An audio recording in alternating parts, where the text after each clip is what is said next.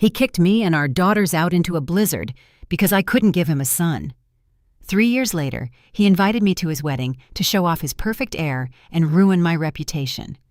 But when my private jet landed on his lawn exposing the truth he tried to hide, his smile died instantly.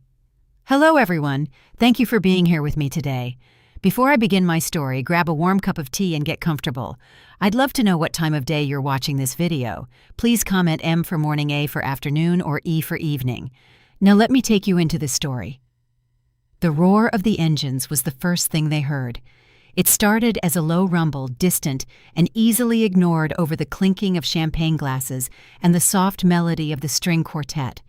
But within seconds, it grew into a deafening, chest-vibrating thunder that drowned out every other sound in the exclusive Lake Forest resort. I watched through the small oval window of the Gulfstream 650 as the manicured green lawn below rushed up to meet us. From this height, the wedding guests looked like panicked ants scattering in every direction. The white folding chairs, the elaborate floral arches, the massive ice sculpture of a swan, everything was vibrating from the sheer power of our approach. My heart hammered against my ribs, not from fear, but from a potent mixture of adrenaline and cold, hard satisfaction. I smoothed the fabric of my royal blue dress. It was a color Grant had always forbidden me to wear. He used to say it was too bold, too loud, that a wife's job was to blend into the background to be a pale pastel accessory to his dark suits. Today, I was anything but background noise. "Are you ready, Mom?" Hazel asked, reaching over to squeeze my hand. She was 13 now, sharp-witted and fiercely protective. "I was born ready for this," I whispered, though my voice trembled slightly. Beside her, Holly looked out the window with a grin that was almost predatory. "Look at his face, Mom. Just look at him." I followed her gaze. Down below, standing on the raised platform where the altar had been set up, was Grant. Even from this distance, I could see the color draining from his face. He was clutching the microphone like a lifeline, his mouth hanging open in a comical O shape. Next to him stood Tiffany, his bride-to-be, looking less like a blushing bride and more like a furious statue, her hands instinctively covering her stomach. The pilot executed a perfect soft landing on the private airstrip that ran adjacent to the lawn, a strip of land that belonged to the resort, which Grant had failed to secure for exclusive use because he was too cheap to pay the premium. The jet taxied, slowly turning so that the door faced the gathered crowd of 300 elite guests. These were his investors, his business rivals, the cream of Chicago society, and the very people he had poisoned against me for the last 3 years. The engines whined down, and a hush fell over the crowd. The silence was heavier than the noise had been. Everyone was staring. The door hissed open. The stairs unfolded automatically. I stood up, taking a deep breath. I wasn't just Meredith, the discarded ex-wife, anymore. I wasn't the woman who had been thrown out into the snow. I was the architect of my own destiny, and I was about to bring the whole structure of his lies crashing down. "Let's go, girls," I said. I stepped out into the afternoon sun. The wind caught my dress, making the blue silk billow around me like a cape. I held my head high, descending the stairs with the grace of a woman who owns the ground she walks on. Holly and Hazel followed, dressed in matching designer outfits that screamed old money and new confidence. And behind us, stepping out last with an air of quiet, dangerous authority, was Preston. A collective gasp ripped through the crowd. I saw heads turn. I saw whispers ignite like wildfire. Isn't that Meredith? My God, look at her. Is that Preston Vance? The billionaire. What is he doing with her? I walked straight toward the red carpet that led to the altar. I didn't wait for an invitation. I didn't wait for permission. The security guards Grant had hired looked confused, unsure whether to stop the woman who had just arrived in a $60 million jet or to step aside. They chose to step aside. Grant's face had gone from pale to a sickly shade of purple. He lowered the microphone, his hands shaking. "Meredith!" he croaked, his voice cracking without the amplification. "What? What are you doing here? You're ruining everything." I stopped 10 feet away from him. I didn't shout. I didn't scream. I simply smiled, a cold, dazzling smile that didn't reach my eyes. "Ruining it? I asked, my voice projecting clearly in the stunned silence. "Oh, Grant, I'm not here to ruin anything. You invited me, remember? You sent that letter begging me to come, saying you wanted to show everyone that we were a modern, happy extended family. You wanted to clear your name so your stock prices would stop plummeting." I reached into my clutch and pulled out not a gift, but a thick manila envelope. "You wanted to show Grant," I said, stepping onto the platform. The click of my heels on the wood echoed like gunshots. "So I brought you the grand finale." Grant lunged forward, trying to grab the envelope, panic wild in his eyes. "Don't you dare! Security, get her out of here!" But Preston stepped up beside me, blocking Grant with a single imposing step. Preston didn't need to shout. He just looked at Grant, and Grant froze. I turned to the audience, to the cameras that were undoubtedly rolling, and to the man who had tried to destroy me. I held the envelope high. 3 years ago, you threw your children into a blizzard because they weren't boys," I said, my voice steady as steel. "Today, you're marrying this woman because she promised you a son. But before you say, 'I do,' there's something everyone here needs to know about your perfect heir." Grant looked like he was about to have a heart attack. Tiffany let out a shriek of horror. And I knew in that split second that I had won. "Thank you so much for tuning in. Before I tell you exactly what was in that envelope and how Grant's life fell apart in the next 5 minutes, I want to know who is standing with me today. If you are watching this, please comment below with the city or country you are watching from. I love seeing how far our community reaches. Seeing your comments makes me feel like I'm talking to close friends. All right, now let me take you back to where this nightmare began so you can understand why this moment was so sweet. To understand the sheer magnitude of that moment on the lawn, you have to go back 3 years. You have to trade the lush green grass and the private jet for a freezing, gray Chicago sky and the smell of wood smoke mixed with betrayal. It was Christmas Eve, the kind of winter night where the wind howls around the corners of the house like a wounded animal. I was in the study of the Victorian mansion in the suburbs that we called home. I had just finished the final blueprints for the Lakeview Spire, a 40-story commercial complex that was supposed to be the crown jewel of Grant's development company. I had spent 6 months on those designs, late nights, missed dinners working, while the twins were asleep. Grant was the face of the company, the charismatic CEO who shook hands and cut ribbons. But I was the architect. I was the one who made sure the buildings didn't fall down. I was the one who solved the zoning issues. But my name was never on the documents. It was always Grant Enterprises.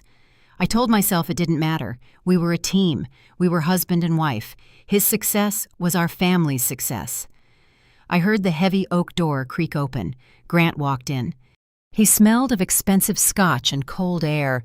He didn't look at the blueprints spread out on the desk, the work that was going to save his company from the financial slump it had been in. "We need to talk," he said. His voice was flat, devoid of the warmth he usually faked so well. I looked up, rubbing my tired eyes. "Can it wait, honey? I just need to check the specs on the atrium one more time. If we get this bid, the bonus will cover the girls' private school tuition for the next 5 years. Grant laughed. It was a dry, harsh sound. He walked over to the desk, picked up the blueprints, and stared at them with contempt. "There isn't going to be any tuition, Meredith. Not for them." He turned and walked toward the fireplace, where a log fire was crackling. Before I could process what was happening, he threw the rolls of paper into the flames. "Grant!" I screamed, lunging forward. "What are you doing? That's the original copy." He caught my wrist, his grip bruising. He shoved me back against the desk. "I don't care about the building, Meredith. I don't care about your little drawings. I'm done." My heart stopped. "Done? What do you mean?" "I mean, I want a divorce." He spat the words out like they tasted bad. "I'm sick of this. I'm sick of waiting. 10 years, Meredith. 10 years, and what have you given me, Holly and Hazel?" He said our daughters' names like they were a disease. 2 girls, useless. My father built this company from nothing. He needs a grandson. I need a son to carry on the name, to inherit the legacy. And you. He looked me up and down with a sneer that made my skin crawl. "Your genetics are garbage. You can't give me a king." I stared at him, unable to breathe. A king, Grant. This isn't the Middle Ages. We have 2 beautiful, intelligent daughters. They get straight A's. Holly is a math whiz. Hazel plays the violin. They are girls, Grant roared, his face turning red. They will marry some other man and change their names. They won't carry the legacy. I need a male heir, and I'm not going to waste another year on a mule that can't breed a racehorse. The cruelty of his words slapped me harder than any physical blow. So that's it. You're throwing away our marriage, our family, because of gender. It's about survival, he said, coldly adjusting his cufflinks. And I've already found someone who can give me what I need. Someone younger. Someone with better stock. I felt the room spin. You're cheating on me. I'm securing my future, he corrected. Now pack your bags. I want you out. Out, Grant. It's Christmas Eve. It's 10 degrees below zero outside. The roads are iced over. Not my problem, he said, walking to the door. The house is in my name. The accounts are in my name. My lawyers will contact you about the divorce settlement, which frankly will be zero since you signed that prenup without reading it properly. I helped build this company. I cried, tears finally spilling over. Those designs, half the portfolio is my work. Prove it. He smiled a chilling, triumphant smile. Your name isn't on a single contract. Legally, you were just a housewife who liked to doodle. He opened the door and gestured to the hallway. You have 30 minutes. Take your daughters and get out. If you're not gone by the time I finish my drink, I'm calling the police and telling them you're trespassing. I stood there shaking, looking at the fire that was consuming months of my hard work. But it wasn't just blueprints burning in that fireplace. It was my trust, my love, and the decade of my life I had wasted on a man who saw me as nothing more than a failed broodmare. I didn't beg. I didn't scream. I thought of Holly and Hazel upstairs, sleeping in their matching pajamas, dreaming of Santa Claus. I had to be strong. I wiped my face, straightened my spine, and walked past him. You will regret this, Grant, I whispered. You think you're a king? You're just a fool with a crown made of fool's gold. He just laughed. Get out, Meredith, and take your useless daughters with you. That laughter followed me up the stairs, and it echoed in my nightmares for years. But little did I know the nightmare was just beginning. The blizzard outside was nothing compared to the storm he was about to unleash on us. The hallway felt miles long as I ran toward the girls' room. My hands were shaking so badly I could barely turn the doorknob. Inside the room was warm, illuminated by the soft glow of a nightlight shaped like a star. Holly and Hazel were sound asleep, tangled in their duvets.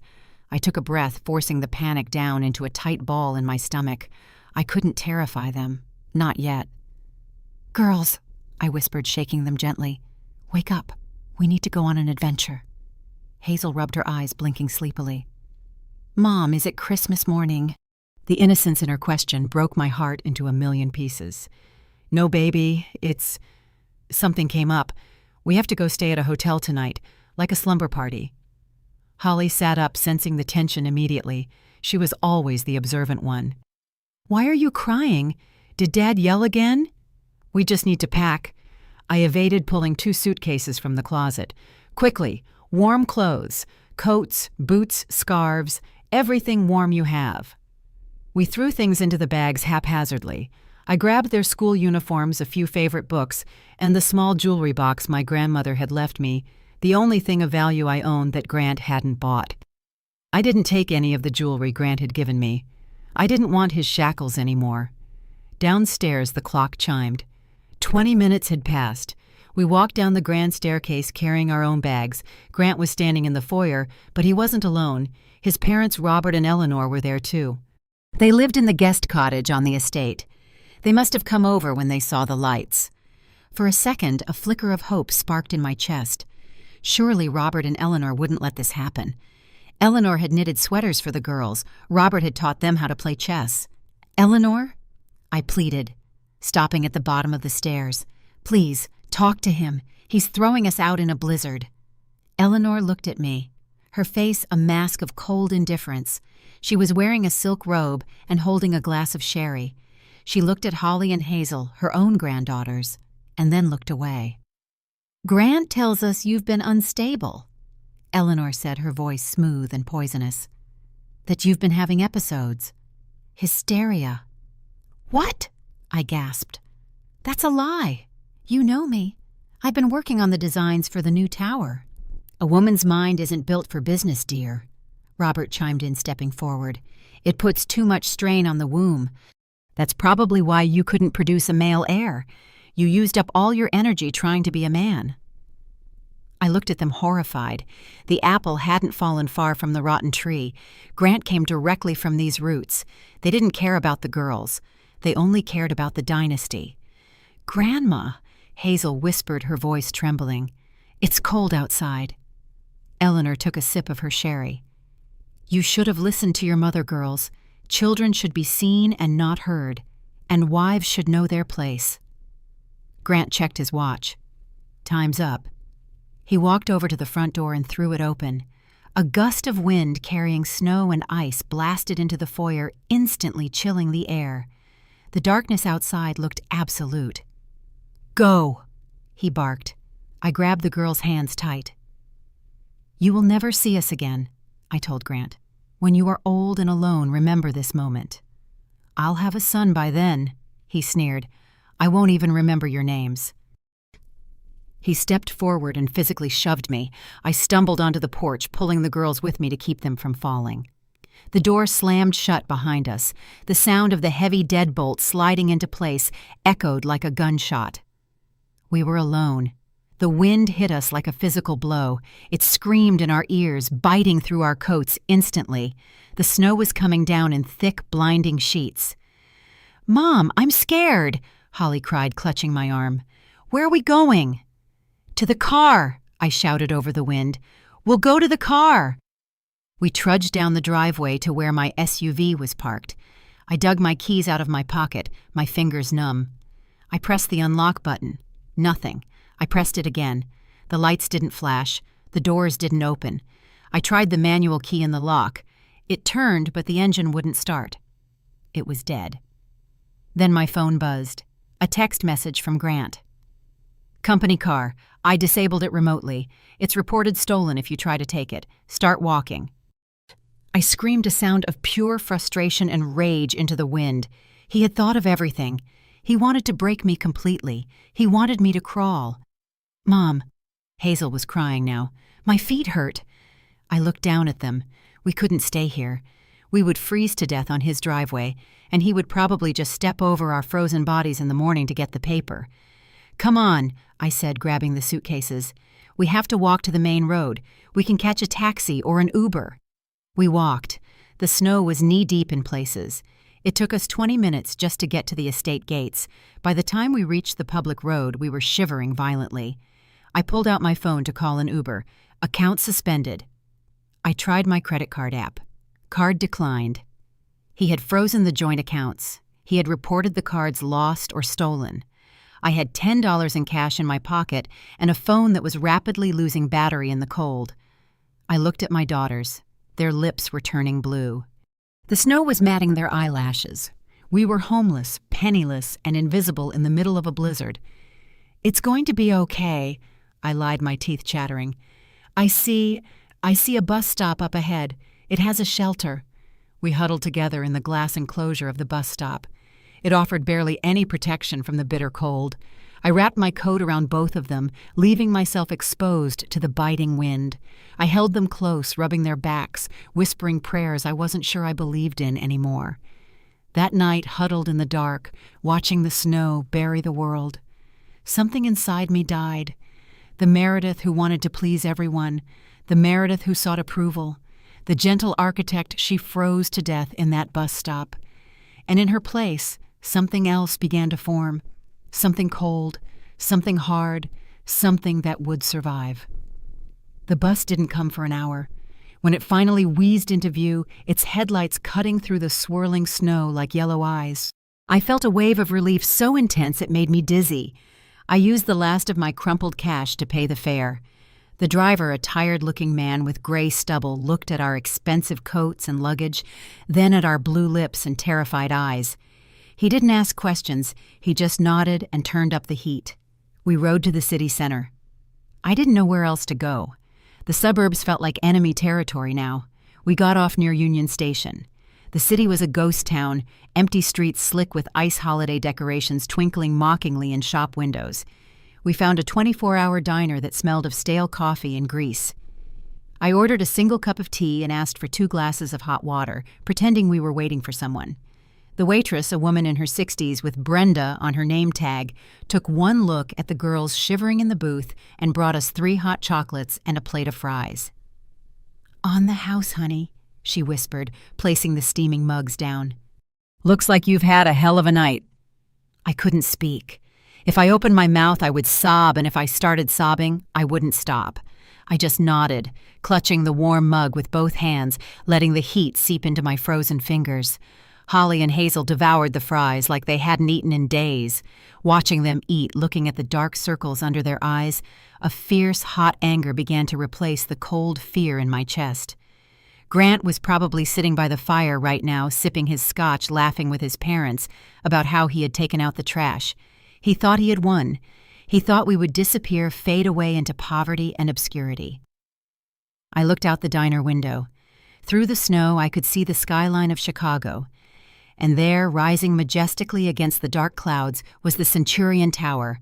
It was a 50-story residential skyscraper I had designed 4 years ago. It was sleek modern with a unique glass curve that caught the light at dawn. It was award-winning. Grant had accepted the Developer of the Year award for it. He had stood on the podium holding the trophy, while I sat in the audience clapping until my hands hurt proud of our success. He lived in the penthouse of that building, a building I created. He was warm and safe inside the walls of my imagination, while I was sitting in a diner with $3 to my name, wondering where my children would sleep. The irony tasted like bile. "Mom," Holly whispered, dipping a fry into her hot chocolate. "Are we poor now?" I looked at her. "No," I said, my voice surprisingly steady.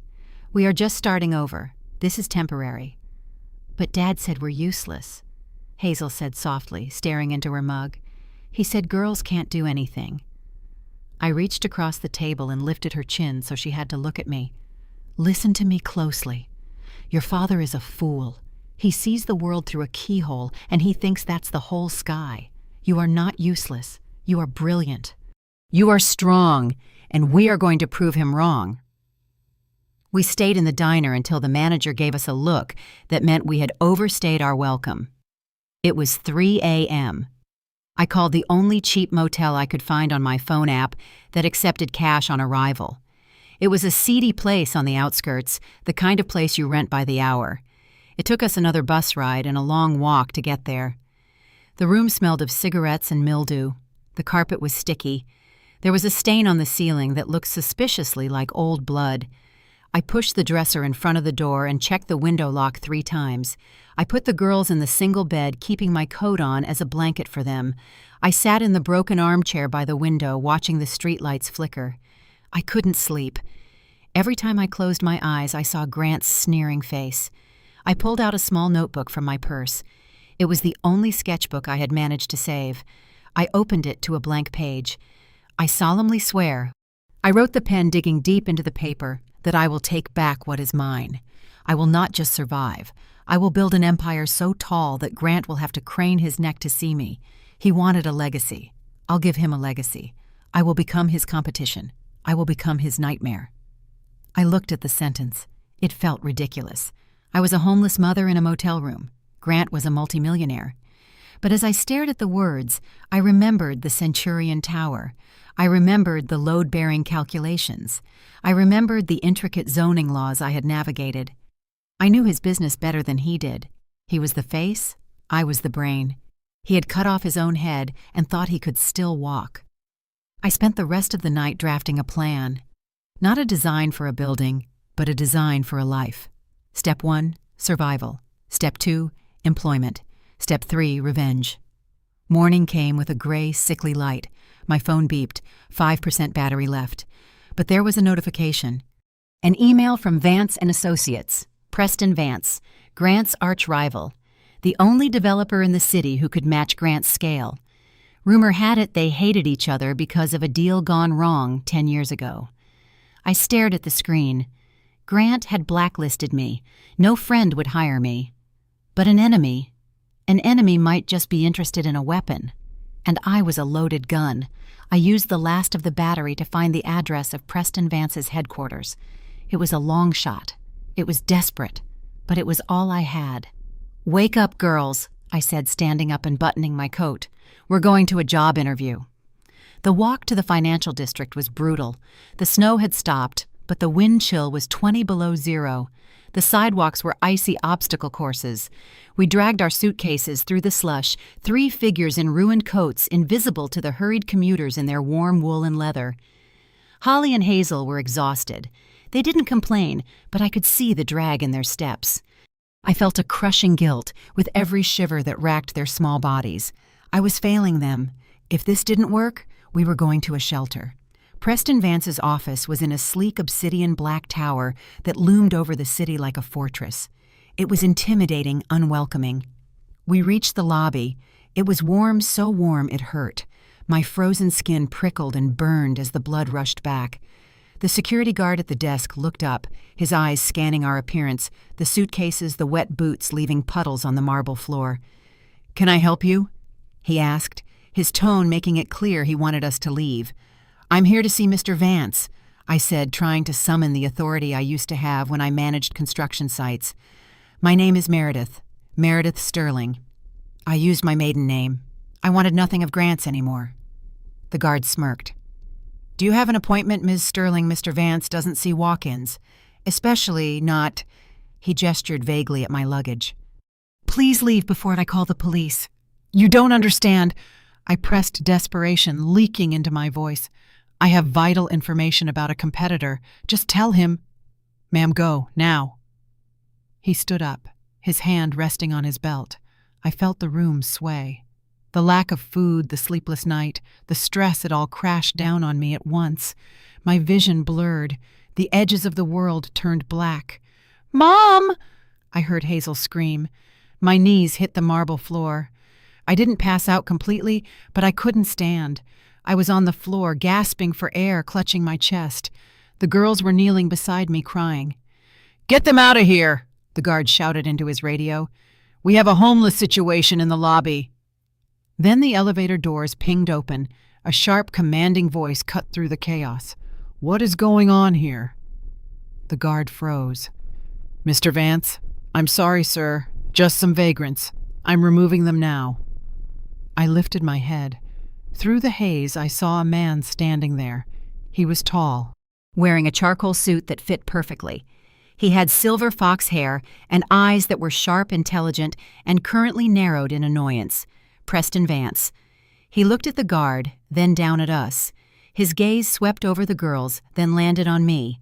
He paused. He didn't look at my dirty coat or my messy hair. He looked at my face. He squinted slightly as if trying to solve a puzzle. Then he stepped closer. He crouched down, ignoring the wet slush on the floor, ruining his Italian shoes. "I know you," he said softly. His voice was deep, resonant. I tried to speak, but my throat was dry. "You're the woman from the gala last year," he said, his mind working fast. "You were standing behind Grant, but that's not it. Wait." He looked at my hands, calloused from drafting, ink-stained even now. "The Centurion Tower, the atrium design. The sketches were signed MS in the corner of the original submission. I saw them when the city made the plans public for zoning." He looked into my eyes. "You're the architect, not Grant. You—" I nodded, tears of relief leaking out. "Yes, I drew them. I drew them all." Preston stood up abruptly. He turned to the security guard, his face thunderous. "Do you know who this is?" "No, sir. This is the most talented architect in Chicago," Preston barked. "Pick up her bags, now." He turned back to me and extended a hand. It was a strong, warm hand. "Can you stand?" "I think so," I whispered. I took his hand. He pulled me up with effortless strength. He looked at Holly and Hazel, who were staring at him with wide, fearful eyes. "Are you hungry?" he asked them, his voice softening instantly. "Yes," Holly whispered. "Come upstairs," Preston said. My assistant will order breakfast, whatever you want. Pancakes, waffles, omelets. Why? I asked, leaning against the reception desk for support. Why are you helping us? You hate Grant. Preston looked at me, and for a moment, the mask of the ruthless businessman slipped. I saw something ancient and sad in his eyes. I hate Grant because he's a thief and a liar, Preston said. But I respect talent, and I don't leave children in the cold. I see a lot of things, Meredith, and right now I see an opportunity. Grant threw you away. Yes, I said, last night. Then he's an even bigger idiot than I thought, Preston said, a grim smile touching his lips. Come with me. Let's discuss how we're going to make him regret that. We followed him into the elevator. The doors closed, shutting out the cold lobby. As the elevator ascended, rising higher and higher above the city, I felt the first spark of hope. I wasn't just being rescued. I was being recruited. Preston's office was magnificent. It wasn't like Grant's office, which was cluttered with trophies and photos of himself shaking hands with politicians. Preston's space was minimalist open with floor-to-ceiling windows overlooking Lake Michigan. It was a workspace, not a shrine to ego. He settled the girls in a plush waiting area with a secretary named Sarah, a kind woman who immediately produced hot cocoa and a menu from the best bistro in the building. Once I saw they were safe and eating, I followed Preston into his inner sanctum. He poured me a glass of water, not coffee. "You look dehydrated," he noted. I took the glass, my hands finally steady. "Thank you." He sat behind his desk, steepling his fingers. He didn't waste time with small talk. "Tell me everything. Legally speaking, did you sign a non-compete?" "I signed nothing regarding employment." I said, my professional instincts kicking back in. I was never technically an employee. I was a consultant paid through a spousal allowance to avoid payroll taxes. Grant thought he was being clever, saving money. Preston laughed, a rich, genuine sound. "His cheapness is his undoing, so you're a free agent. You own your intellectual property." "The designs for the Centurion are his property," I admitted. "But the ideas, the style, the knowledge of the Lakeview Spire project, that's all in here." I tapped my temple. "I know the zoning flaws in his current proposal. I know where he's cutting corners on materials to siphon money for his lifestyle.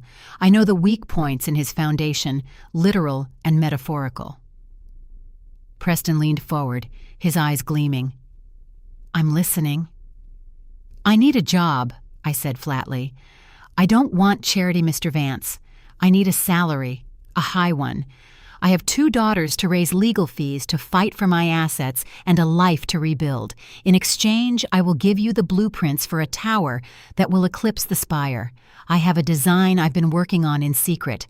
It's better than anything Grant has ever put his name on." "And Grant?" Preston asked. "What do you want to happen to him?" "I want to beat him," I said, fair and square. "I want him to look out his window and see my building blocking his sun. I want him to know that the useless woman he threw out is the reason he lost." Preston stared at me for a long moment. Then he opened a drawer and pulled out a checkbook. "I'm giving you a signing bonus of $50,000, he said, writing as he spoke. "This is for housing clothes and getting your kids back into school. Your starting salary will be $200,000 a year, plus commission on completed projects. You start today. We have a guest suite in the building you can use until you find an apartment." I stared at the check he slid across the desk. It was more money than I had ever had access to in my own name. Grant gave me an allowance, but he audited every receipt. "Why?" I asked again. "This is a risk. I'm a liability. He'll sue." "Let him sue." Preston shrugged. "I have better lawyers. And Meredith?" He paused, his expression softening. "I lost my wife and son 5 years ago. Car accident. Drunk driver." I gasped. I didn't know. I'm sorry. I built this empire for them." He looked out the window at the gray sky. "When they died, I almost burned it all down. I know what it's like to have your family ripped away. I know what it's like to be left with nothing but ghosts. Grant threw away what I would give every dollar in my bank account to have back. He doesn't deserve you, and he certainly doesn't deserve those children." He looked back at me, his eyes fierce. "We are going to crush him, Meredith. Not just for business, but for principle." I took the check. My hand wasn't shaking anymore. "Where do I set up?" I asked. "Next to me," Preston said. "We're partners now." That afternoon I didn't rest. I went shopping, not for fun but for armor. I bought a sharp black suit. I bought warm coats for the girls. I rented a serviced apartment near the office. When I looked in the mirror that night, the exhausted, terrified woman from the bus stop was gone. In her place was someone new, someone dangerous. I called the best divorce attorney in the city, a shark named Jessica Pearson. "I want to file for divorce," I told her over the phone, "and I want full custody, and Jessica, I have proof of tax evasion." The war had begun, and for the first time in 10 years, I wasn't fighting with my hands tied behind my back. I had a shield named Preston Vance, and I held the sword of truth. The first year passed in a blur of caffeine, graphite, and concrete. I threw myself into work with a hunger that scared even me. I wasn't just working to pay the bills. I was working to exorcise Grant from my soul. Preston kept his word. He gave me the title of Senior Lead Architect at Vance & Associates. He gave me a team. For the first time in my life, when I spoke in a meeting, men didn't interrupt me. They took notes. We launched the project The Aurora. It was the design I had hidden from Grant. A spiraling tower of glass and sustainable steel that used wind energy to power itself. It was revolutionary. We bid for the same plot of land Grant wanted for his Lakeview Spire extension. Grant's presentation was slick, full of buzzwords. Mine was technical, passionate, and visionary. I stood in front of the city planning committee wearing my black suit, my hair cut into a sharp bob. Grant was in the back of the room. When I walked up to the podium, he stood up shouting, "She's a fraud! That's my intellectual property!" Preston's lawyers silenced him within seconds. "Ms. Sterling created this design 3 months after leaving your employment, Mr. Grant. Sit down or be removed." Grant sat down seething. I delivered my pitch. I looked the committee members in the eye. I answered every engineering question they threw at me, questions Grant would have had to ask me the answers to in private. We won the bid. The victory champagne tasted like nectar. Grant's stock took a 10% hit the next day. It was a small wound, but it was the first drop of blood. But the real transformation wasn't just in the boardroom. It was at home. I moved us into a beautiful condo overlooking the park. Holly and Hazel started at a new school, without the constant pressure of Grant's criticism. "Sit up straight. Don't eat that. You'll get fat. Why aren't you studying?" They blossomed. Holly joined the robotics club. She stopped hiding her math homework. "Mom," she told me one night, eyes shining, "I want to be an engineer like you." Hazel took up the cello. She played with a passion that filled our home, with music erasing the silence Grant used to enforce. And Preston. Preston became a fixture in our lives. At first, it was strictly professional, dinners to discuss blueprints. But then he started coming over for strategy sessions that turned into board game nights with the girls. He taught Holly how to throw a baseball. He listened to Hazel play the cello for hours, his eyes closed, a look of peaceful sorrow on his face. He never tried to be their father. He was just there, a steady, supportive presence, a mountain that blocked the wind. I remember one night, about 8 months in, we were reviewing contracts on my living room floor. The girls were asleep. "You're smiling," Preston said, looking up from a document. "Am I touched my face. "You used to look like you were waiting for a bomb to go off," he said gently. "Now you look free." "I feel free," I admitted. "I never realized how heavy the chains were until they were gone. Grant, he made me feel small so he could feel big." "He was afraid of you," Preston said. "He knew you were the magic. He tried to bottle you up. But you can't bottle lightning, Meredith." Our eyes met. There was a charge there, a sudden awareness of the quiet room, the proximity. My heart skipped a beat, but I pulled back. I wasn't ready. Not yet. The scars were still too fresh. Preston seemed to understand. He smiled a sad, patient smile and went back to the paperwork. Meanwhile, Grant was spiraling. Rumors reached us through the grapevine. Tiffany, his mistress, now fiancée, was spending money faster than he could make it. She demanded luxury vacations, a new car every month, massive renovations to the mansion. Grant, desperate to keep his trophy, indulged her. He was cutting corners on his construction sites to pay for her. Cheap, concrete, non-union labor. I documented everything. Every whisper, every rumor. I was building a dossier. But Grant wasn't done with me. He couldn't stand that I was succeeding. He couldn't stand that I was happy. One evening in November, just as the first snow of the season began to fall, marking almost a year since the expulsion, there was a knock at my door. I opened it to find a process server. He handed me a thick envelope. "You've been served, ma'am." I opened it. It was a lawsuit. Not for the designs. Grant Sterling versus Meredith Sterling. Petition for full custody. My blood ran cold. He didn't want the girls. He had made that clear. He called them useless. So why I read the affidavit. Mother is unfit, works excessive hours, living in unstable conditions, cohabiting with a known business rival, exposing children to corporate espionage. He was using the girls to hurt me. He knew they were the only thing that could destroy me. I dropped the papers. The floor felt like it was tilting again. "Preston," I whispered, grabbing my phone. "He's coming for them." The courtroom was sterile, smelling of lemon polish and anxiety. I sat on the left, my hands clasped so tightly my knuckles were white. Preston sat in the gallery behind me, a silent sentinel. Grant sat on the right, looking smug, in a three-piece suit, with Tiffany hanging on his arm like an expensive ornament. Grant's lawyer, a man known as the Butcher, stood up. "Your Honor," he began, pacing before the judge. "We are here to save 2 innocent children from a chaotic, neglectful environment. Ms. Sterling works 80 hours a week. She drags these children to construction sites. She is clearly prioritizing her newfound career over her maternal duties." He projected photos on a screen. Photos of me late at night at the office. Photos of the girls eating takeout pizza. They had been following me, stalking me. "Mr. Sterling," the lawyer continued, gesturing to Grant, "is a pillar of the community. He has a stable home, the family estate the children grew up in.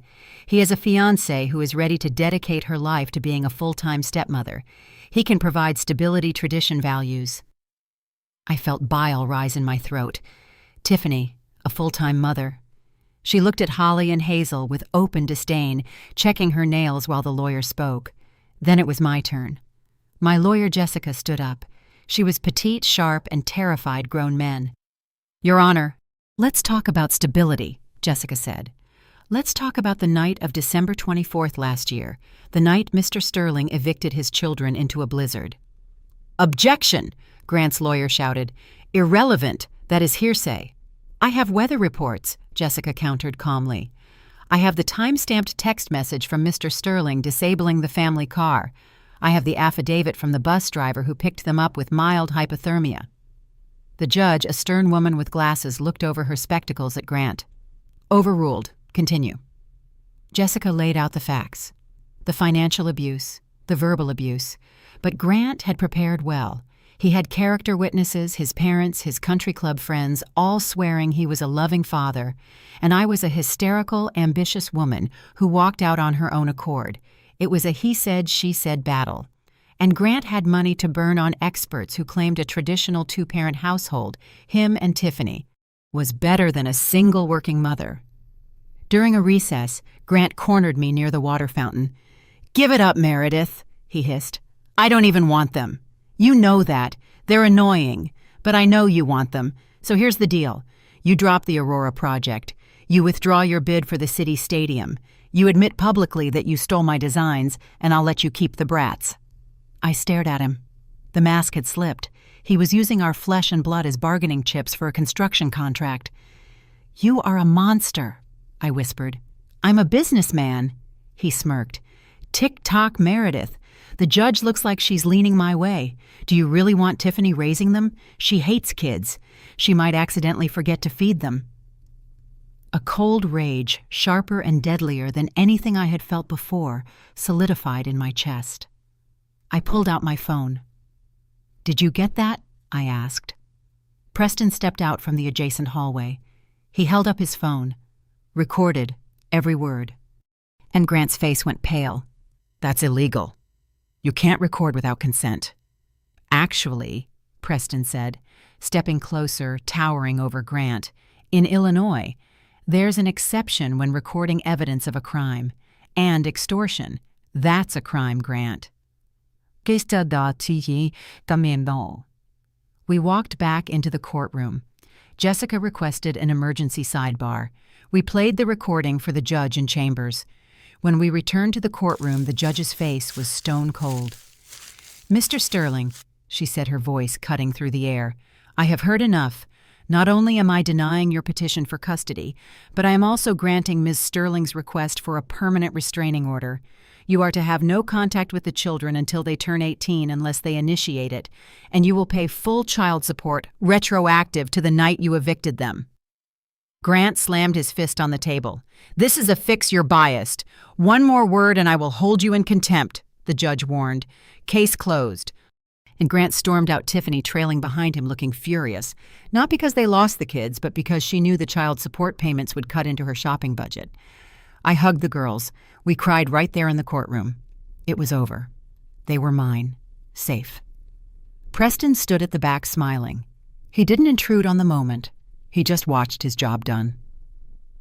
That night, after the girls were asleep, I sat on the balcony with Preston. We were drinking wine, watching the city lights. "You saved us today," I said. Again. "You saved yourself." Preston shook his head. "I just held the phone. You were the one who stood up to him." He turned to look at me. The moonlight caught the silver in his hair. "Meredith, these last 2 years watching you fight, watching you build. I've never seen anything like it." He took my hand. This time I didn't pull away. "I know you're still healing," he said softly. "But I need you to know I'm not going anywhere. I'm in this. For the long haul, for the Aurora, for the girls, for you." I looked at this man, this powerful, kind, patient man who had picked us up off the floor. And I realized the ice around my heart had finally melted. "I know," I whispered. He leaned in and we kissed. It wasn't a fireworks kiss. It was a shelter kiss. Solid, warm, safe. But even as I found happiness, Grant was plotting his final desperate gambit. He had lost the business battle. He had lost the legal battle. Now he was going to try and destroy my reputation. And he had a secret weapon, Tiffany's womb, or so he thought. The invitation to the wedding arrived 6 months later. And that brings us back to the jet, the lawn, and the manila envelope in my hand. Are you ready to hear what was inside? While I was building a fortress of love and success with Preston and the girls, Grant's life was turning into a Greek tragedy, the kind where the hero's fatal flaw destroys everything. Except Grant was no hero. He was just a man consumed by an obsession. Thanks to the private investigator Preston had hired to ensure our safety, I knew exactly what was happening inside my old home. And honestly, it was pathetic. Grant was hemorrhaging money. The divorce settlement, even though he tried to hide assets, had cost him. The child support for the girls, which the judge made retroactive and hefty, was bleeding him dry. But instead of tightening his belt, he was spending more to keep up appearances. He was terrified that if people saw him cutting back, they would think he was weak. Enter Tiffany.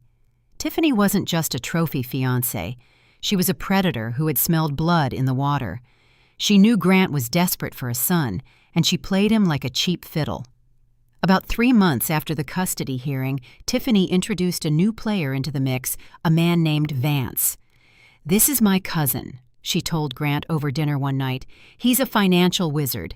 He used to manage hedge funds in New York. He can help you fix the cash flow problems, baby." Grant, whose paranoia usually made him trust no one, welcomed Vance with open arms. Why? Because Tiffany whispered in his ear that Vance was family, and unlike the professional accountants who were telling Grant to stop spending, Vance told Grant exactly what he wanted to hear. Vance was slick. He wore shiny suits and spoke in buzzwords. Grant fired his CFO, a loyal man who had worked for Grant's father for 30 years, and installed Vance as the new head of finance. It was like inviting a wolf to guard the henhouse. Within weeks, Vance and Tiffany began their operation. They set up shell companies. They created fake vendor invoices for construction materials that were never delivered.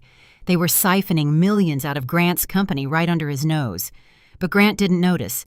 He was too distracted by Tiffany's masterstroke. One evening, Tiffany came home with a sonogram image. She sat Grant down in the living room, the same living room where he had told me I was useless, and handed him the black and white photo. "It's a boy," she lied. She hadn't even been to a doctor. She bought the ultrasound image online for $20. Grant wept. The investigator told us that the neighbors could hear him shouting with joy. A son, finally a king. He was so blinded by his own ego, so desperate to prove his virility and secure his legacy, that he didn't ask for a blood test. He didn't insist on going to the doctor with her. He just handed her his credit card, the black card with the unlimited limit, and told her to build the perfect nursery. Buy everything, he told her. Gold cribs, imported silk. I want the world to know the heir is coming. Tiffany and Vance went on a spending spree that would make a Kardashian blush. But they weren't buying baby clothes. They were buying diamonds, watches, and transferring cash into offshore accounts. Meanwhile, at the office, Grant became unbearable. He walked around the construction site strutting like a peacock. He called his competitors to brag. He even tried to call Preston. "I hear you're raising my daughters," Grant sneered over the phone. "That's fine. Enjoy them. I have a real heir on the way. A son. The Sterling name will live on." Preston put the call on speaker so I could hear. He didn't get angry. He just looked at me and winked. "Congratulations, Grant," Preston said calmly. "I hope he takes after his mother. It would be a shame if he inherited your business sense." Grant hung up furious. I felt a pang of pity which surprised me. He was destroying himself. He was being robbed blind by the woman he abandoned his family for. He was celebrating a child that didn't exist. It was a house of cards built on a foundation of lies, and the wind was starting to pick up. "Do we tell him?" I asked Preston that night. "About Vance? About the money moving offshore?" Preston swirled his wineglass, looking thoughtful. "If you tell him now, he won't believe you. He'll think you're jealous. He thinks you're a bitter ex-wife trying to sabotage his happiness. No, Meredith. Never interrupt an enemy when he is making a mistake. We wait. We let him dig the hole so deep that he can never climb out." "It feels cruel," I admitted. "Cruel was throwing a 10-year-old girl into a blizzard." Preston said, his voice hardening. This is just karma. And besides, we need him distracted. The Aurora is almost finished.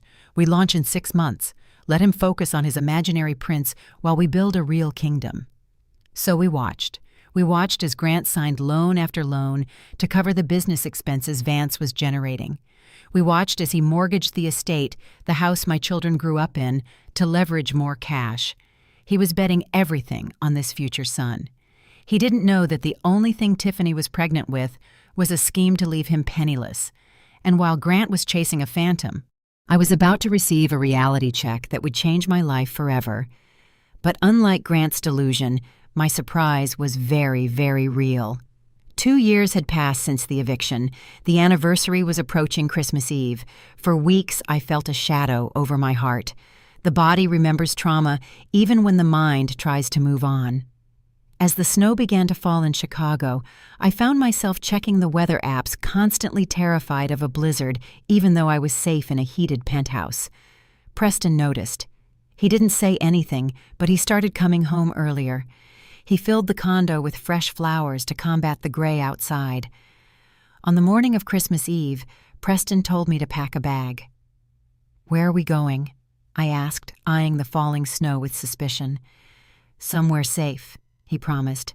"Trust me." We took the girls. The driver took us out of the city, but not to a hotel.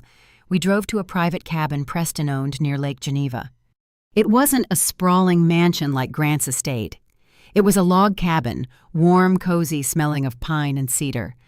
There was a massive fireplace, but unlike the one Grant had used to burn my dreams, this one was already roaring with a welcoming fire.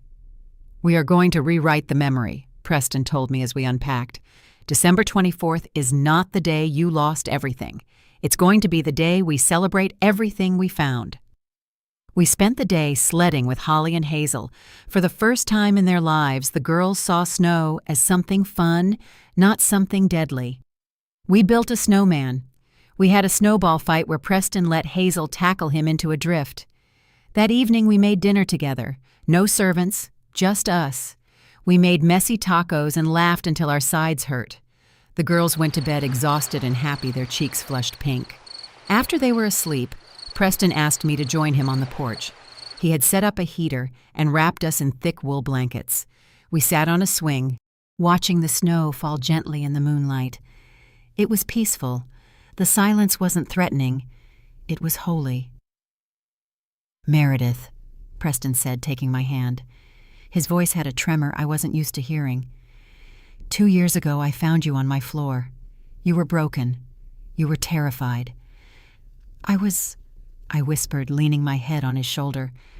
I thought my life was over. "And look at you now," he said, turning to face me. "You're the lead architect on the biggest project in the Midwest. You're a mother who fought a lion for her cubs and won. You're the strongest woman I've ever met." He reached into his pocket. My breath hitched. "I didn't buy a ring from a store," he said, pulling out a small velvet box. "I designed it, and I had the jewelers at Tiffany's, the real Tiffany's, not the knockoff version Grant is dating, custom make it." He opened the box. Inside wasn't a diamond. It was a sapphire. A deep royal blue sapphire surrounded by smaller diamonds that formed the shape of a blueprint compass. "Blue," he said softly. "The color he told you not to wear. The color of your freedom. The color of the sky you looked at when you decided to fight back." Tears pricked my eyes. Hot, happy tears. "Meredith Sterling," Preston said, sliding off the swing to kneel on the snowy porch floor. He didn't care about the cold or his pants. He looked up at me with eyes full of absolute devotion. "I don't want to own you. I don't want to control you. I just want to stand beside you. I want to be the foundation under your feet when the world shakes. I want to be the father Holly and Hazel deserve. Will you marry me?" I looked at him. I looked at the snow falling around us, the same snow that had once been my enemy, now acting as a glittering confetti for this moment.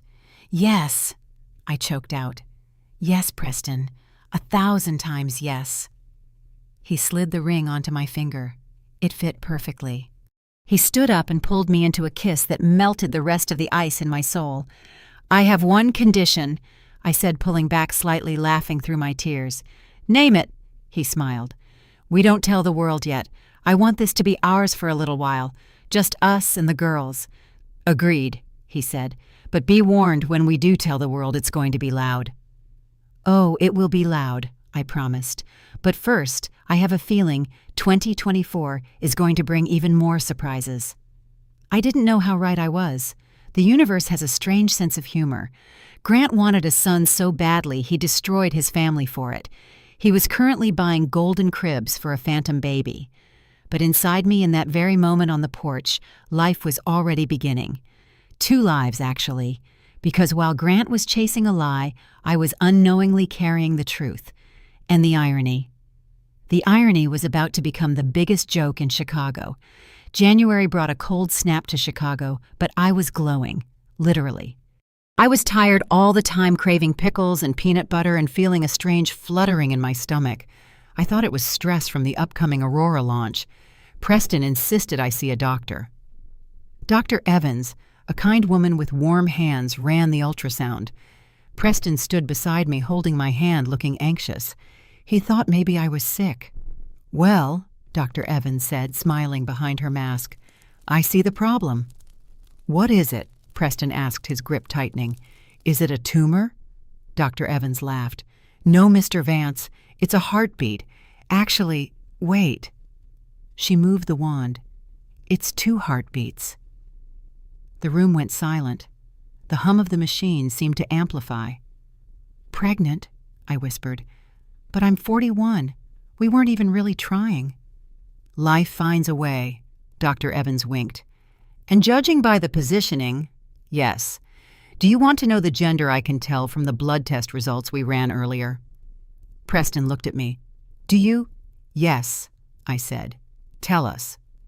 Well, Meredith, the doctor smiled. You're going to be outnumbered. It's 2 boys, identical twin boys. 2 boys.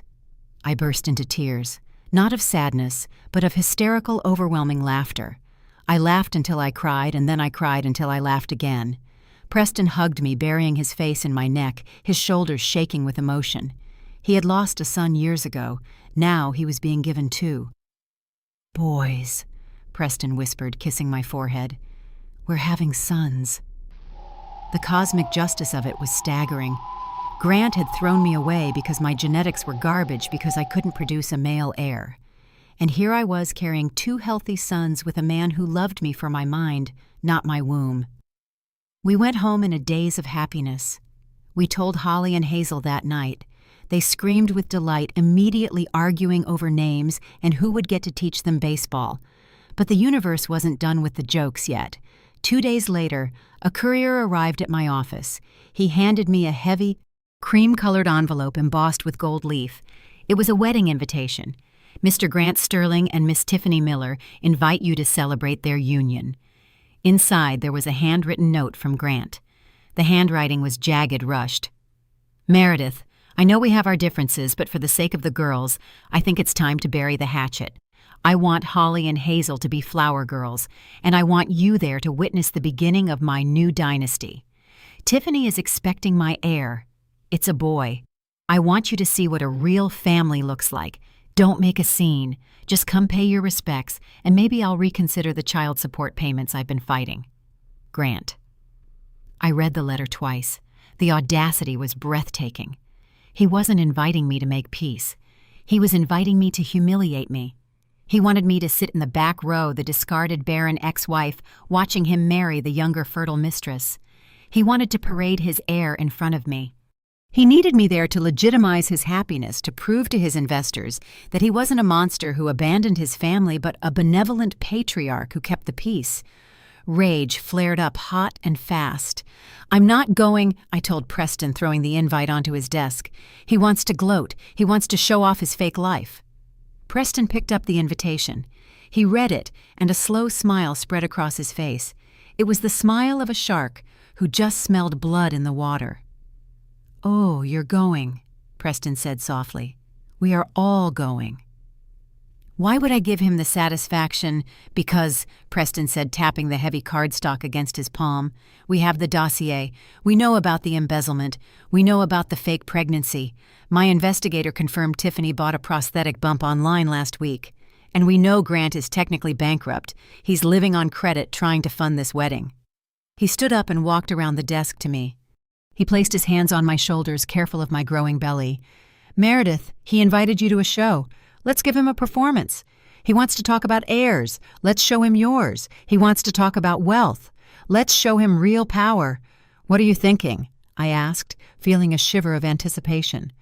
I just bought a new jet, Preston said casually. A Gulfstream G650. It's being delivered next week. And I also just bought something else. What? Grant's debt, Preston said. His bank was looking to offload his toxic loans. I bought them all this morning through a shell company. Technically, Meredith, I own him. I own his house. I own his company. I own the chair he sits in. My jaw dropped. You bought his debt, every cent. Preston grinned. I can foreclose on him whenever I want, but I think the wedding day is the perfect time to call in the loan. Don't you? I looked at the invitation again. Witness the beginning of my new dynasty. Yes, I said, a fierce smile mirroring Preston's. Let's go to a wedding. I need to find a dress, a blue one. Royal blue, Preston agreed, the color of queens. The weeks leading up to the wedding felt less like wedding prep and more like planning a military coup. Our penthouse became a war room. On one side of the living room, we had the baby zone swatches for the nursery lists of names we liked: Leo and Lucas and vitamins. On the other side was the destruction zone. Preston's legal team, led by a ruthless shark named Mr. Sterling, no relation to Grant, ironically laid out the timeline. Grant is putting on a facade, Mr. Sterling explained, pointing to charts on a whiteboard. He's borrowing from Peter to pay Paul. This wedding is costing him $2 million he doesn't have.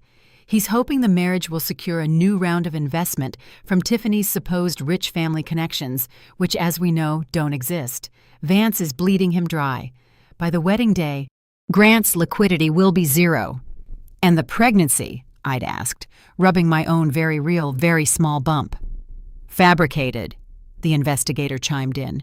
Medical records show Tiffany had a tubal ligation 5 years ago. She can't get pregnant.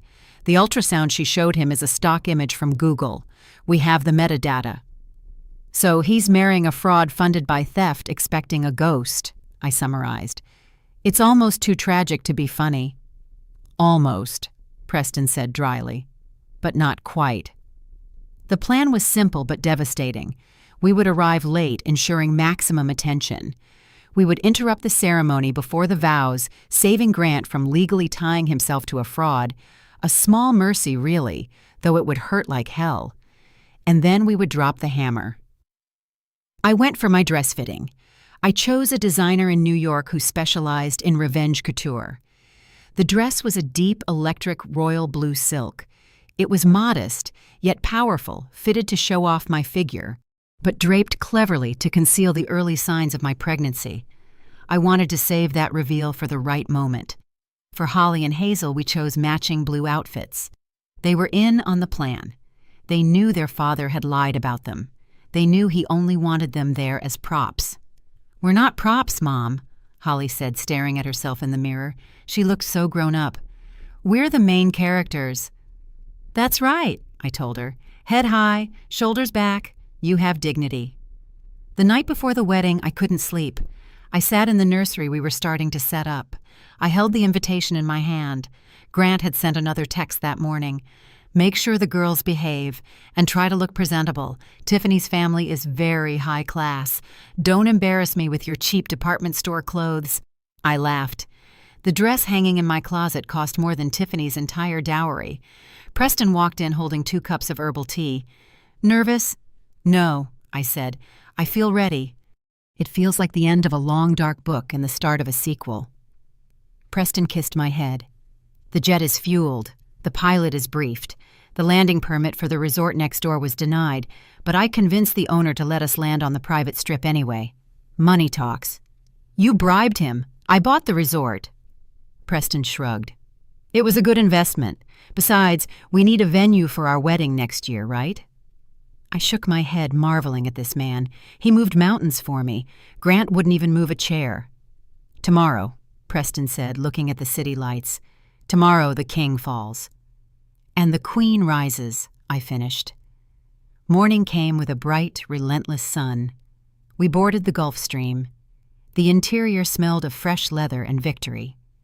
As we took off, leaving Chicago behind, I looked down at the sprawling suburbs.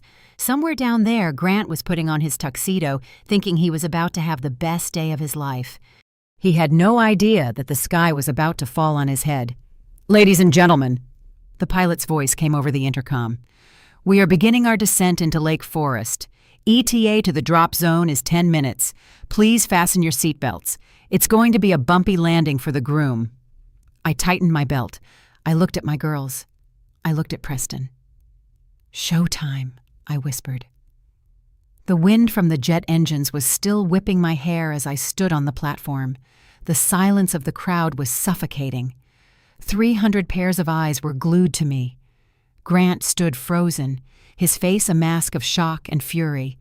He looked at the jet, then at me, then at the envelope in my hand. "You?" He stammered his microphone, causing feedback that screeched through the speakers. "You weren't supposed to come like this. You were supposed to come in the back." "I don't do back entrances anymore, Grant," I said, my voice calm, amplified by the acoustics of the stunned silence. "You invited me to witness your dynasty. Well, here I am." Tiffany recovered first. She stepped forward, her hand dramatically clutching her padded stomach. She was wearing a dress that was too tight, too sparkly, trying too hard to be a princess. "Get out!" she shrieked. "This is my day. You jealous barren hag security, why are you just standing there?" The security guards looked at Preston. Preston simply adjusted his cufflinks and stared them down. They knew who signed the bigger checks in this town. They didn't move. "Jealous," I laughed. It was a genuine laugh. Tiffany, honey, I'm not jealous. I'm here to save you both the trouble of a divorce lawyer in 6 months. I turned to the guests. I saw Grant's investors. I saw the bank representatives. Grant invited you all here to celebrate a merger, I announced. A merger of 2 wealthy families. A new heir, a fresh start. But a marriage should begin with truth, shouldn't it? Stop her, Grant roared, finally lunging at me. She's crazy. She's hysterical. Preston caught Grant's arm in midair. He didn't strike him. He just held him with a grip of iron. Let her speak, Grant, Preston said, his voice low and dangerous, or I call the federal agents waiting in the parking lot. Grant went limp. Feds, embezzlement is a federal crime, Grant, Preston whispered. I opened the manila envelope. I pulled out the first document. It was a large, blown-up photo of a medical chart. Fact number 1, I said, holding it up. The heir, the prince of the Sterling Empire. I turned the chart toward Tiffany. Her face went white. This is Tiffany's medical record from St. Jude's Clinic, I read aloud. Date 5 years ago. Procedure tubal ligation. Diagnosis permanently unable to conceive. A gasp rippled through the crowd. Oh my God, someone whispered. That's a lie, Tiffany screamed, backing away. It's a fake. I'm pregnant. I have ultrasounds. You have JPEGs from a stock photo site, I countered, pulling out the second sheet. Here is the receipt for the silicone pregnancy belly you bought from Amazon last Tuesday. Rush delivery. Grant turned slowly to look at Tiffany. His eyes were wide, confused, like a child waking up from a nightmare. Tiffany, baby. Tell her she's lying. Tell me about our son. Tiffany stammered, looking for an escape route. She hacked my records. It's a conspiracy. Fact number 2. I continued, relentless. I pulled out a spreadsheet. The money. Grant, you think you're marrying into wealth. Tiffany's cousin Vance isn't a financial wizard. He's a con artist with 3 warrants in Nevada, and together they have siphoned $4 million from your company accounts into an offshore shell corp in the Caymans. I threw the bank transfer records at Grant's feet. They fluttered like confetti. You're broke, Grant, I said softly. You're not just broke. You're being robbed by the woman you threw your family away for. Grant looked down at the papers. He recognized the account numbers. He recognized Vance's signature. He looked at Vance, who was currently edging toward the exit of the tent. Vance, Grant croaked. Vance bolted. He knocked over a waiter and sprinted across the lawn. Stop him, Preston shouted. 2 of our private security team tackled Vance before he made it to the hedges. The crowd was in chaos. People were standing up, taking photos, shouting. But I wasn't done. I had one more card to play. The ace of spades. And finally, I said, looking Grant dead in the eye, you think you still have your company? You think you can recover from this? Preston stepped forward. He handed me the final document. A deed. Grant Sterling. I said, my voice ringing out like a judge's gavel. You defaulted on your loans 3 days ago. The bank sold your debt. Do you know who bought it? Grant shook his head. Tears streaming down his face. He looked broken, small. We did, I said, pointing to Preston and myself. Vance and Associates now own Sterling Development. We own this estate. We own your office. We own the very platform you are standing on. I took a step closer, leaning in so only he could hear the final whisper. You wanted a legacy, Grant. I am your legacy. I am the architect who is bulldozing your life. The silence that followed was absolute. It was the silence of a structure imploding the moment after the dynamite blows, but before the dust settles. Grant fell to his knees. It wasn't a theatrical gesture. His legs just gave out. He knelt on the white wood of the altar, surrounded by the papers I had thrown evidence of his stupidity, his betrayal, his ruin. He looked up at Tiffany. She wasn't looking at him. She was looking at the security guards holding Vance, calculating her own survival. You, Grant whispered to her, his voice trembling with a mixture of heartbreak and rage. You said a son. You promised me a son. Tiffany sneered. The mask of the loving fiancé dropped completely, revealing the ugly, twisted face of greed beneath. Oh, grow up, Grant, she spat. There is no son. There never was. You were just an easy mark, a desperate old fool with an ego bigger than his brain." "I loved you," Grant sobbed. "I gave you everything." "You gave me everything because you're a narcissist," Tiffany yelled back, not caring about the audience anymore. "You didn't love me. You loved the idea of breeding. You treated your wife like cattle and you treated me like an incubator. You deserve this." She tried to run hiking up her dress to sprint toward the parking lot. "I wouldn't do that," Preston's voice boomed. "The police are blocking the main gate. They have warrants for both you and Vance for wire fraud and embezzlement. We sent the evidence packet an hour ago." Tiffany froze. Then, like a trapped animal, she collapsed onto a chair, burying her face in her hands.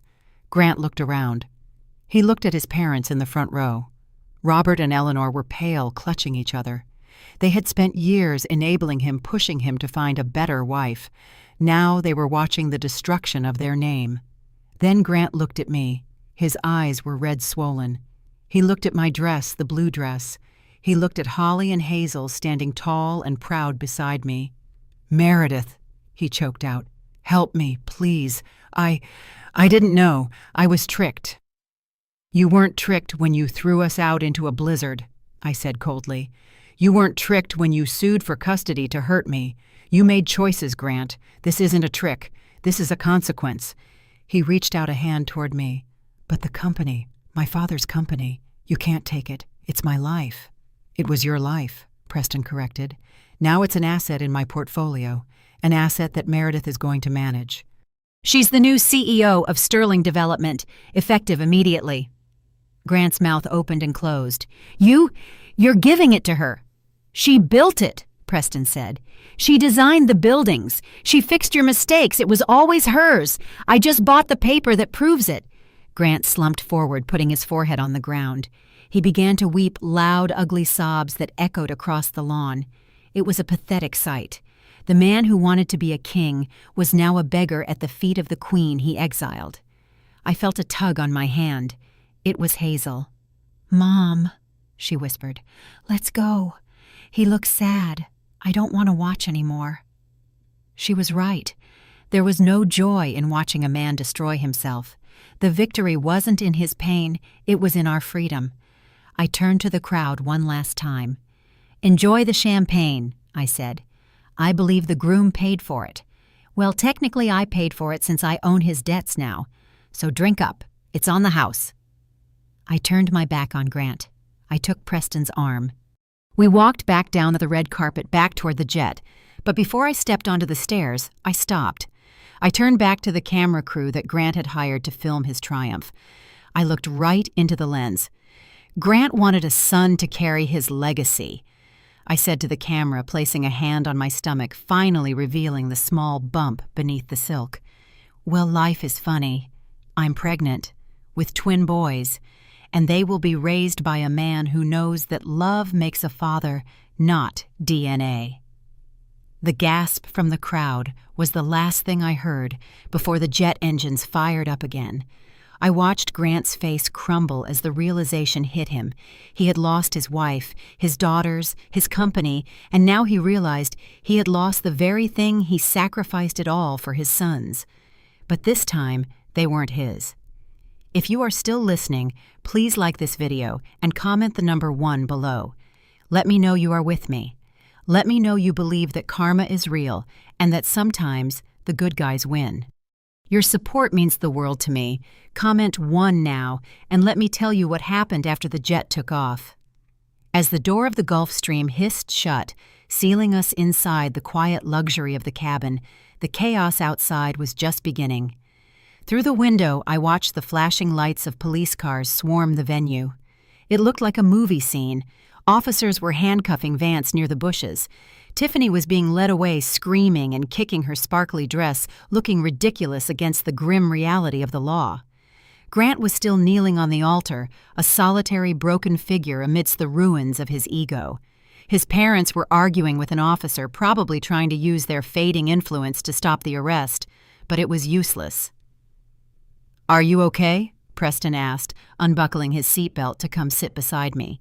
He poured me a glass of sparkling water. I took a deep breath, letting the adrenaline drain out of my system. My hands were trembling slightly, not from fear, but from the sheer magnitude of what we had just done. I searched for the word. Light. I feel weightless. You are amazing, Mom! Holly cheered from the seat across from us. Did you see his face when you showed the medical chart? It was priceless. And when you told him about the twins, Hazel added, giggling. He looked like he swallowed a lemon. I smiled at them. I'm glad you're happy, girls. But remember, we didn't do this just to be mean. We did this to stop him from hurting anyone else, and to get back what he stole from us. The company, Holly asked. The dignity, I corrected. And yes, the company too. The pilot's voice crackled.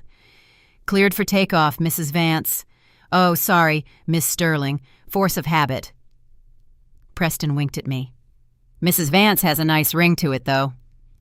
As the jet lifted off, banking sharply over Lake Michigan, I looked down one last time. The wedding venue was a speck now. The drama, the shouting, the police sirens, it all faded into silence. We flew back to Chicago. But we didn't go back to the same life.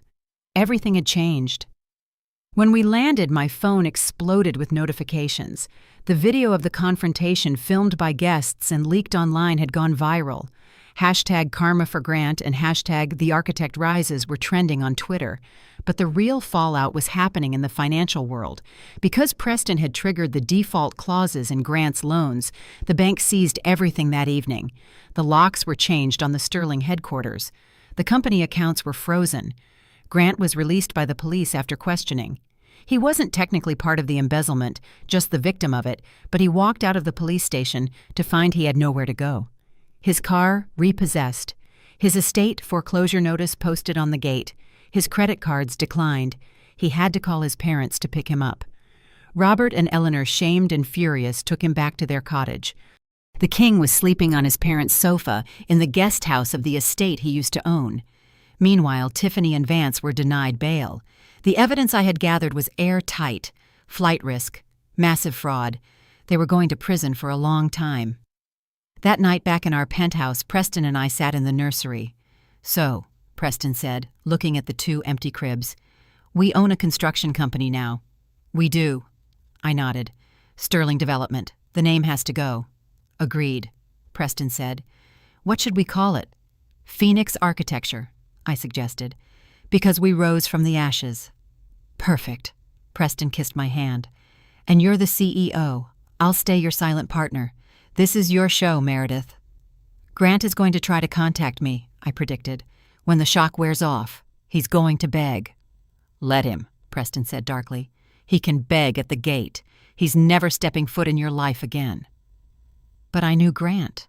I knew his desperation. He wouldn't just give up. He would try one last manipulation. He would try to use the only card he had left, guilt. And sure enough, 3 days later, as I was overseeing the rebranding of the office, my receptionist called.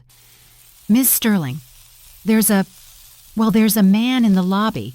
He looks disheveled. He says he's your husband. Ex-husband. I corrected my voice cold. Does he have an appointment? No, ma'am. Security is trying to remove him, but he's causing a scene. He's shouting your name. I looked at Preston, who was sitting on the couch in my office reading a contract. He's here, I said. Preston stood up. Do you want me to handle it? I thought about it. I thought about the scared woman in the bus stop. I thought about the woman who needed a man to save her. No, I said, standing up and smoothing my blazer over my baby bump. I'll handle it. I need to close this door myself. I walked down to the lobby, not with fear, but with finality. The lobby of the building, now the headquarters of Phoenix Architecture, was buzzing with whispers. Employees were staring toward the glass doors where 2 security guards were struggling to hold back a man who looked like he had aged 20 years in 3 days. Grant. He was wearing the same suit from the wedding, but it was wrinkled and stained. His tie was loose. He hadn't shaved. He looked like a ghost of the arrogant man who had thrown me out. When he saw me step out of the elevator, he stopped, struggling. Meredith, he cried, his voice cracking. Meredith, please, tell them who I am. I walked closer, stopping safely behind the security line. I know who you are, Grant. You're a trespasser. "I'm your husband," he shouted, desperate. "We built this. This is my company. You can't just steal it." "I didn't steal it," I said calmly. "I bought it, legally, fairly, with the money I earned fixing your mistakes." He slumped against the glass. "Meredith, please. I have nothing. The bank took the house. My parents, they can't support me. They're on a fixed pension. I'm sleeping on a couch. I have $10 to my name." The irony was palpable. $10, the exact amount I had in my pocket the night of the blizzard. "I know the feeling," I said. "It's cold at the bottom, isn't it?" "I'm sorry?" He wept. "Okay, I'm sorry. I was an idiot. Tiffany, she bewitched me. She lied to me. I didn't mean those things I said about you, about the girls." "You meant every word," I said. "You only regret it now because you lost. If Tiffany had actually been pregnant, if Vance hadn't robbed you, you would still be laughing at me. You're not sorry you hurt me, Grant. You're sorry you got caught." "I can change," he pleaded. "Give me a job, anything. I'll work in the mailroom. I need to be near the business. It's all I have." I looked at him, really looked at him. I searched for any shred of the man I had once loved, but there was nothing. Just a hollow shell filled with greed and need. "No," I said. "No." He looked stunned. "But—" "Charity. You're a good person, Meredith. Where is your mercy?" "My mercy was not pressing charges against you for the tax fraud Vance committed in your name," I said. "My lawyers argued that you were too incompetent to know it was happening. That saved you from prison, Grant. That is my mercy. But you are not stepping foot in this building again." "What about the girls?" He tried switching tactics. "My daughters. I have a right to see them." "You have a restraining order," I reminded him, "and they saw you at the wedding. They saw you cry over a fake son while ignoring them. They don't want to see you, Grant. Holly said you looked like a sad clown." He flinched. "I can fix it. I can be a dad." "You had 10 years to be a dad," I said. "You chose to be a critic. Now leave, before I have you arrested for violating the restraining order." I turned to walk away. "Meredith," he screamed, "you can't do this! I'm Grant Sterling! I'm a king!" I stopped. I turned back one last time. "No, Grant," I said softly. "You're just a cautionary tale." I signaled the guards. They escorted him out. He was screaming until the revolving doors cut off the sound. I went back upstairs. I sat in my chair, the CEO's chair. I looked out the window at the city. I felt a kick, a strong one of the twins. "It's okay," I whispered to my belly. "He's gone. The bad man is gone." Grant didn't disappear immediately. He tried to sue. He tried to go to the press with sob stories about how his evil ex-wife stole his empire, but no one listened. The evidence of his cruelty was too public. The video of the wedding was too damning. He became a pariah. The country club revoked his membership. His friends stopped answering his calls. He was toxic. Within a month, he was forced to declare personal bankruptcy. The court sold his personal assets, his watch collection, his car, even his golf clubs to pay off the remaining creditors. He was stripped bare. And then the final blow came, not from me, but from fate. Tiffany, desperate for a plea deal, turned state's witness against Vance, but in her testimony she revealed that Grant had known about some of the shady zoning bribes years ago, things I didn't even know about. The DA opened a new investigation. Grant wasn't just broke. He was now facing an inquiry that could put him in federal prison if he made one wrong move. He fled. He packed a bag and took a bus out of Chicago. He went to stay with a distant cousin in Ohio, working as a manual laborer on a farm. The mighty Grant Sterling, who needed a son to inherit his empire, was now shoveling manure for minimum wage. 6 months passed. The snow melted, and spring arrived in Chicago. My belly was huge now. The twins were due any day. Preston was in full dad mode, building cribs, baby-proofing corners, and panicking every time I sneezed. We were happy. The girls were thriving. Holly won the State Math Olympiad. Hazel was first chair cellist in the Junior Symphony. One rainy afternoon, I was at home, resting. The doorbell rang. I checked the security camera. A man in a hooded raincoat stood there. He looked thin, gaunt. It was Grant. He had come back. My heart hammered. I called security immediately, but then I paused. He wasn't banging on the door. He was just standing there, head bowed, rain dripping off his nose. He looked defeated. I spoke through the intercom. "Go away, Grant." He looked up at the camera. His eyes were hollow. "Meredith, I'm not here to fight. I'm not here to beg for the company." "Then why are you here?" I heard you're due soon," he said, his voice raspy. I wanted to give you this." He held up a small, wet cardboard box. "Leave it on the step," I said. "Okay." He nodded. Meredith, I'm working at a warehouse now, loading trucks. It's hard work. My back hurts every day." "Honest work won't kill you, Grant," I said unsympathetically. "I know," he sighed. I had a lot of time to think, in the quiet, without the money, without Tiffany whispering in my ear." He looked directly into the lens. "I was wrong, about everything. You were the best thing that ever happened to me, and I broke you. I see that now. I see how happy the girls are in the photos online. They look light. They never looked that light with me." "No," I said. "They didn't." "I'm not asking for forgiveness," Grant said. "I don't deserve it. I just wanted you to know. I'm glad you won. If I had kept the company, I probably would have run it into the ground anyway. Or Vance would have." He placed the box on the mat. "Goodbye, Meredith. Tell the girls. Tell them I'm sorry I wasn't the father they needed." He turned and walked away into the rain. He walked with a limp. He looked like an old man. I waited until he was gone. Then I opened the door and retrieved the box. Inside was a teddy bear. It was old, worn, with one eye missing. It was Holly's favorite bear from when she was a baby, the one Grant had made me throw away years ago because it was ratty and cluttered up the house. He must have fished it out of storage or kept it somewhere. There was a note. "For the new babies, don't let them grow up to be like me." I sat on the floor of the foyer and cried. Not for Grant, but for the tragedy of it all, for the waste. He could have had this. He could have had us. But he chose ego, and it cost him his soul. Preston came home an hour later. He found me holding the bear. "Did he hurt you?" Preston asked, his eyes darkening. "No," I said. "He just surrendered." "Good," Preston said, "because if he comes back, I won't be as polite." "He won't come back," I said. "The Grant we knew is dead. That was just a ghost." That night I went into labor. The birth was chaotic, loud, and beautiful. Everything Grant hated and everything I loved. Preston was there holding my hand, wiping my sweat, whispering encouragement. "You've got this, my love. You are a warrior." And then they were here, two screaming, red-faced, perfect boys, Ethan and Liam.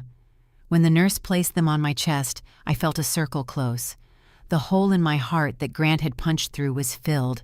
Preston cried. He held Liam like he was made of glass. "Hello, son," he whispered. "I'm your dad. I'm going to take such good care of you." Holly and Hazel came in an hour later. They were awestruck. "They're so small," Holly whispered, touching Ethan's tiny hand. "Are we going to teach them math?" Hazel asked. "And cello," I said tiredly but happily, "and architecture, and how to treat women with respect." "Definitely that," Holly agreed. We took a family photo, me in the hospital bed holding the twins, Preston kissing my temple, the girls leaning in smiling. We posted it on social media. The caption was simple, "The Sterling Vance family. Complete." It got thousands of likes, and I knew somewhere in a dingy apartment in Ohio, Grant would see it, and it would be the final nail in the coffin of his pride. Life settled into a rhythm, a chaotic, sleep-deprived, wonderful rhythm. I went back to work after 3 months bringing the babies to the office nursery I had designed. Phoenix architecture was booming. We built the Aurora Tower. It changed the skyline of Chicago. It was sleek blue and defiant. Every time I looked at it, I remembered the bus stop. I remembered the cold, And I thanked God for the blizzard, because without the storm, I never would have found my true north. 2 years later, I was sitting in my office reviewing the quarterly reports. Profits were up 40%. We were expanding to New York. My assistant buzzed me. "Ms. Vance, there's a news report you should see." I turned on the TV. Breaking news sentencing in the Sterling fraud case. I watched as Tiffany Miller was led out of a courthouse in handcuffs. She looked haggard, no makeup, roots showing. She was shouting at the reporters, blaming everyone but herself. Tiffany Miller sentenced to 8 years in federal prison for wire fraud and embezzlement, and then a shot of Vance. He got 12 years, and then a small footnote. Former CEO Grant Sterling was not charged, but sources say he is currently living in Cleveland, working as a night manager at a logistics center. I turned off the TV. Justice, cold hard and absolute. They had tried to steal a kingdom they didn't build, and they ended up in cages. I looked at the photo on my desk, my 4 children, my husband.